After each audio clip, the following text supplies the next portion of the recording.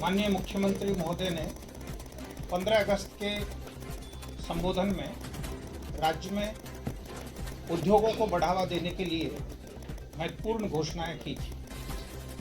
उस क्रम में अगले 5 वर्षों में राज्य में 1 करोड़ अतिरिक्त रोजगार के अवसर सृजित करने की भी घोषणा की गई थी। उस घोषणा के अनुपालन में आज मंत्रिपरिषद ने बहुत ही महत्वपूर्ण नीति निर्णय लिया गया है, जिसके अंतर्गत Bihar industrial investment promotion policy 2016 जो अभी लागू है, उस पॉलिसी में एक विशेष पैकेज आज घोषित किया गया है, जो 31 मार्च 2026 तक जो निवेशक आवेदन करेंगे उनके लिए इस पैकेज का लाभ मिल सकेगा। इस पैकेज में कई प्रावधान हैं, जिसमें से कुछ महत्वपूर्ण प्रावधानों के बारे में आपके माध्यम से सभी लोगों को जानकारी हम लोग देना चाहते हैं। पहला एक बहुत बड़ा निर्णय है, राज्य में उद्योग स्थापित करने वाली बड़ी कंपनियों को, बड़े निवेशकों को निःशुल्क जमीन हस्तांतरण का निर्णय लिया गया है। बियाडा के इंडस्ट्रियल एरियाज में वैसे निवेशक जो 100 करोड़ इन्वेस्टमेंट करते हैं और 1000 प्रत्यक्ष रोजगार सृजित करते हैं, उनको परियोजना के हिसाब से 10 एकड़ तक की भूमि निःशुल्क दी जा सकेगी। दूसरी कैटेगरी है कि यदि 1000 करोड़ रुपए का निवेश करते हैं तो उनको 25 एकड़ तक की भूमि डिपेंडिंग ऑन दी प्रोजेक्ट दी जा सकेगी। और तीसरा है कि जो फॉर्च्यून 500 कंपनीज है, वो यदि कोई निवेश करते हैं राज्य में तो उनको 10 एकड़ तक की भूमि depending on the project site दी जा सकेगी। तो इससे राज्य में जो बड़ी कंपनियां हैं और बड़े निवेशक हैं, उन्हें भूमि सुगमता से मिल पाएगी बियाडा के इंडस्ट्रियल एरियाज में। और ऐसा अनुमान है कि देश के विभिन्न हिस्सों में जो बड़े बड़े निवेशक अपनी मैन्युफैक्चरिंग कैपेसिटी लगाए हुए हैं, उनमें से कई अब विचार करेंगे कि बिहार में भी वो अपना इंडस्ट्री सेटअप करें। और इन 3 तरह के निवेशकों को जो निःशुल्क जमीन का निर्णय लिया गया है, इसमें अब तक जो प्रारंभिक उद्योग विभाग की चर्चा हुई है निवेशकों से, बहुत ही सकारात्मक रिस्पॉन्स नज़र आ रहा है। आने वाले समय में निश्चित ही बड़े बड़े इंडस्ट्रीज राज्य में इंडस्ट्री सेटअप करेंगे। ये जो भूमि है, ये मात्र 1 रुपये के टोकन पर दी जाएगी और बाकी जितने निवेशक हैं उनको इस पैकेज की अवधि में, इन 3 कैटेगरी के अलावा जितने बाकी निवेशक हैं, उनको इस पैकेज की अवधि में यदि राज्य में वो निवेश करने का आवेदन देते हैं तो जो बियाडा की लैंड रेट है उसमें 50% डिस्काउंट देने का भी कैबिनेट ने आज निर्णय लिया है। इसका अर्थ ये हुआ कि 31 मार्च 2026 तक देश के जो निवेशक बिहार राज्य में उद्योग स्थापित करने का मन बनाते हैं, निर्णय लेते हैं, उनको एक बहुत ही मेजर रिलीफ लैंड की अवेलेबिलिटी के मामले में सरकार ने आज मंत्रिपरिषद ने मंजूर किया है। जहाँ तक वित्तीय इंसेंटिव का प्रश्न है, इसमें 3 विकल्प दिए गए हैं। निवेशक की अपनी इच्छा है कि वे 3 में से कौन से विकल्प को चुनते हैं, लेकिन 3 ऑप्शंस निवेशकों के पास है। Depending on the viability of the project वो अपना निर्णय ले सकते हैं। पहला ऑप्शन ये है कि यदि कोई टर्म लोन फाइनेंशियल इंस्टीट्यूशन से लेते हैं और उस पर इंसेंटिव ऑन इंटरेस्ट मांग करते हैं, तो इंटरेस्ट सबवेंशन जो पहले 20 करोड़ रुपए अधिकतम अनुमान्य था, उसको आज मंत्रिपरिषद ने 40 करोड़ की सीमा तक बढ़ा दिया है। यानी इंटरेस्ट सबवेंशन जो 2016 की पॉलिसी में सामान्यतः चल रहा था, उसको इस पैकेज की अवधि के लिए डबल कर दिया गया है।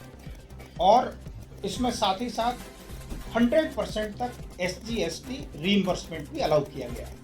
यानी कोई निवेशक यदि इंटरेस्ट सबवेंशन का ऑप्शन लेते हैं तो उनको 40 करोड़ रुपए तक का interest subvention plus 100% SGST refund का प्रावधान अनुमान्य होगा।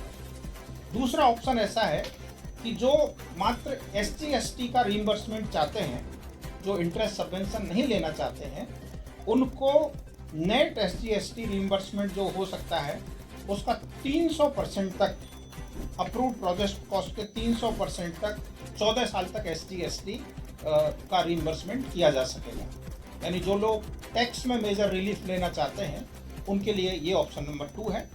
और तीसरा ऑप्शन जो कैपिटल सब्सिडी के बारे में है, प्रोजेक्ट कॉस्ट का 30% तक की सीमा तक कैपिटल सब्सिडी दी जा सकेगी। निवेशक के ऊपर है कि वो इनमें से कौन सा विकल्प चुनते हैं और उनकी जो वायबिलिटी है उस हिसाब से वो अपना निर्णय ले सकते हैं। साथ ही साथ राज्य से निर्यात को प्रोत्साहन करने के लिए हमारा जो एक्सपोर्ट इंसेंटिव पहले मिलता था उसको दुगना कर दिया गया है और उसकी समय सीमा अब 14 वर्ष कर दी गई है। हमारे यहाँ पर जो एम्प्लॉयमेंट जनरेशन इंसेंटिव है, टेक्सटाइल यूनिट के लिए यदि कोई टेक्सटाइल मैन्युफैक्चरर एम्प्लॉय करता है हमारे राज्य के लोगों को, तो उनको 5,000 रुपये प्रति माह प्रति एम्प्लॉय की दर से एम्प्लॉयमेंट इंसेंटिव मिलेगा। और ESI और EPF में जो खर्चा वो करते हैं उसको 300% तक का सपोर्ट मिलेगा। टेक्सटाइल के अलावा बाकी जो यूनिट्स है उनको 2,000 रुपये पर मंथ पर एम्प्लॉय की दर से एम्प्लॉयमेंट जनरेशन इंसेंटिव मिलेगा और ESI और EPF का 100% सपोर्ट मिलेगा। इसी तरह स्किल डेवलपमेंट को प्रमोट करने के लिए प्रत्येक वर्कर के लिए 20,000 रुपये तक का स्किल डेवलपमेंट इंसेंटिव अनुमान्य किया गया है। राज्य में पर्यावरण संरक्षण को बढ़ावा देने के लिए environmental protection incentive 25% off reimbursement up to ₹1 crore का प्रोविज़न किया गया है। राज्य में रिन्यूएबल एनर्जी को बढ़ावा देने के लिए रिन्यूएबल एनर्जी यूजेज इंसेंटिव के रूप में 20% तक लगभग 6 लाख रुपये मैक्सिमम तक अनुमान्य किया गया है।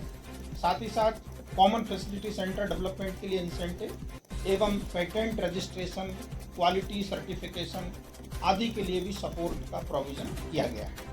इस संबंध में विस्तृत नीति आज उद्योग विभाग द्वारा जारी कर दी जाएगी और आपको यह प्रेस नोट दिया गया है जिसमें विस्तृत जानकारी दी गई। इसी क्रम में मैं आपको ये भी बताना चाहता हूँ कि राज्य सरकार ने जुलाई 2024 में एक सैद्धांतिक कैबिनेट डिसीजन लिया था कि हम सभी जिलों में जहाँ पर इंडस्ट्रियल पार्क्स नहीं है या जहाँ इंडस्ट्रियल पार्क्स में ज़मीन नहीं बची है वहाँ नए इंडस्ट्रियल पार्क स्थापित करने के लिए लैंड एक्वायर करेंगे। मुझे प्रसन्नता है आपको ये संसूचित करते हुए कि पिछले 1.25 वर्ष में राज्य सरकार ने 32 नए इंडस्ट्रियल पार्क्स के लिए 14,600 एकड़ ज़मीन के अर्जन की स्वीकृति प्रदान की है। आपको ये भी मैं बताना चाहता हूँ कि Bihar industrial area development authority द्वारा अपने स्थापना से लेकर अब तक लगभग 8,000 एकड़ भूमि अर्जित की थी डिफरेंट इंडस्ट्रियल एरियाज में। पिछले 1.25 वर्ष के अंतर्गत राज्य सरकार ने 14,600 एकड़ नई भूमि अर्जित करने का निर्णय लिया है। और इसमें भी जो महत्वपूर्ण बात है वो ये है कि सारे के सारे इंडस्ट्रियल पार्क ऐसी जगह पर स्थापित किए जा रहे हैं जो हमारे राज्य में बन रहे high speed corridors express highway के किनारे हैं। जैसे वाराणसी कोलकाता एक्सप्रेस हाईवे के किनारे रोहतास जिले में, औरंगाबाद जिले में करीब 500 एकड़ भूमि का इंडस्ट्रियल पार्क बनाने की स्वीकृति दी गई है। इसी तरह आमस दरभंगा एक्सप्रेस हाईवे बन रहा है, उसमें दरभंगा में इस रोड के किनारे भू अर्जन किया गया है। पटना पूर्णिया में जहाँ पर पटना पूर्णिया एक्सप्रेस वे पूर्णिया के समीप पहुँचता है वहाँ स्वीकृति प्रदान की गई है। और ये सारे के सारे 32 जो लोकेशंस है वो प्राय वेरी वेल कनेक्टेड ही लोकेशंस है। हम लोगों ने ये भी ध्यान रखा है कि राज्य में रेल और रोड की जहाँ बेहतर कनेक्टिविटी है उस जगह पर अधिक से अधिक इंडस्ट्रियल पार्क स्थापित हो। आज की एक और बहुत महत्वपूर्ण हाईलाइट यह है कि आपको जानकारी होगी कि पटना के समीप जहाँ Darbhanga Amas express highway Patna bypass rail line यानी नेवरा दनियावा रेल लाइन को क्रॉस करता है जैतिया गांव में, वहाँ 105 एकड़ ज़मीन सरकार ने अर्जित की है मल्टी मॉडल लॉजिस्टिक पार्क्स की स्थापना के लिए, ताकि कंटेनराइज्ड कार्गो पोर्ट से सीधा पटना आ सके और यहाँ से एक्सपोर्ट होने वाली कमोडिटी सीधे इस MMLP के माध्यम से बाहर जा सके। तो उस 105 एकड़ में तो MMLP बन ही रहा है, उसके सटे हुए एक फिनटेक सिटी की स्थापना के लिए आज सरकार ने 242 एकड़ जमीन के भू अर्जन का निर्णय लिया है 408 करोड़ रुपए की लागत पर। जिस प्रकार गुजरात राज्य में गिफ्ट सिटी स्थापित हुआ है, उसी की तर्ज पर बिहार में ये फिनटेक सिटी पटना के समीप स्थापित होगा, जिसमें अपेक्षा है, ये अनुमान है कि बहुत बड़े पैमाने पर जो इन्वेस्टर्स है उनको यहाँ पर सुगमतापूर्वक इंफ्रास्ट्रक्चर मिलेगा और वो बड़ा निवेश कर सकेंगे। इसके बारे में और विस्तृत जानकारी हम लोग प्रेस नोट के माध्यम से आपको देंगे। आज हमें यह जो है मार्गदर्शन था कि इस महत्वपूर्ण निर्णय के बारे में हम लोग आके आपको जानकारी दें और मंत्रिपरिषद द्वारा लिए गए बाकी जो 25 निर्णय हैं उसके बारे में मेरे साथी डॉक्टर एस सिद्धार्थ ब्रीफिंग जारी रखेंगे। Thank you very much. धन्यवाद सर।